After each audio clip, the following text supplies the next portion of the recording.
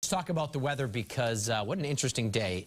It was so sticky right before the storm. It was like peanut brittle. Like, I'm trying to think of the stickiest, a candy apple.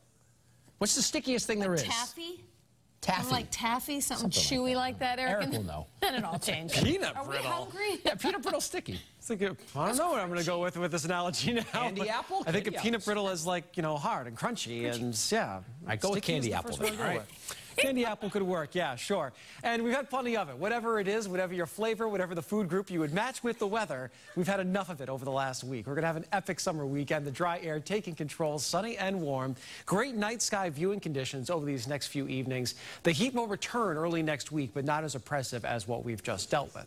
Big old cold front stretching up and down the east coast, bringing in that drier air tonight, sweeping the humidity and the rain offshore. Dew points are falling north and west of Boston, getting more comfortable. To the south and east, still extremely humid, but that will start to work its way offshore in the next hour or two. And that drier air is firmly in control across much of the northeast and southeastern Canada, making for what will really be a perfect couple of days for us. That front right now is still pushing through the area. You see right along it, a few rain showers right here, making their way through Uxbridge and Northbridge. A few raindrops into Franklin. We won't see the storms that we had earlier on today. Also some scattered showers across Harwich and Barnstable at this hour. So we're not done with the rain or the humidity just yet, but we're getting there, and the storms are done for the day. Still very warm outside in the 80s. The humidity, well, we'll see that drop in Boston by 8 o'clock. Dew points falling into the 50s. Moving across the South Shores, we head between 8 and 9 o'clock, and then across Cape Cod by about 10 o'clock tonight. And those dew points in the 40s will be with us throughout the day tomorrow. Actual overnight lows falling into the 50s can open up the windows tonight. Some of the coldest spots could actually hit the upper 40s to the north and west. And mention the night sky viewing. Just after sunset, you'll see Venus very bright in the western sky. Mercury is just underneath it. And then later tonight, especially after 10 o'clock, you'll see Mars. And Mars is going to become an amazing night sky object this month.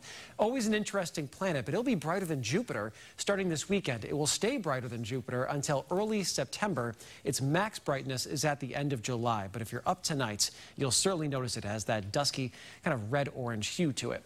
So tomorrow, top 10 New England weather day. Near 80, sunny, low humidity, a light northerly breeze. Perfect. Tomorrow night, we're back into the 50s with clear skies, light winds. Sunday, well into the 80s for inland areas. A little cooler at the coastline, but it will be another beautiful day.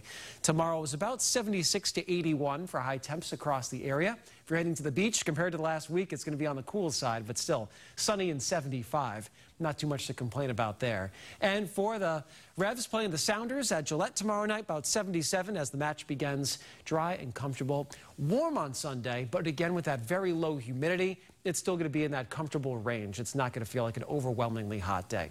So for the Cape and the islands, it is all sun with a bit of a warming trend over the next few days. Then for the Lakes region, a more marked warming trend as we'll look at temps in the 70s tomorrow, but 80s on Sunday and near 90 on Monday.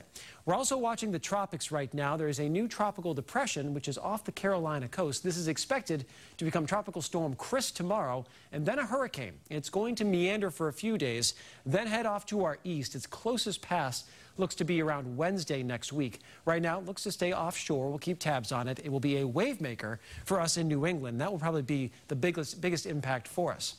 Otherwise, next week, we're watching the heat return Monday and Tuesday in the 90s, but not as long-lived or as humid as this week. David and Lisa, back to you. All right, Eric, thank you.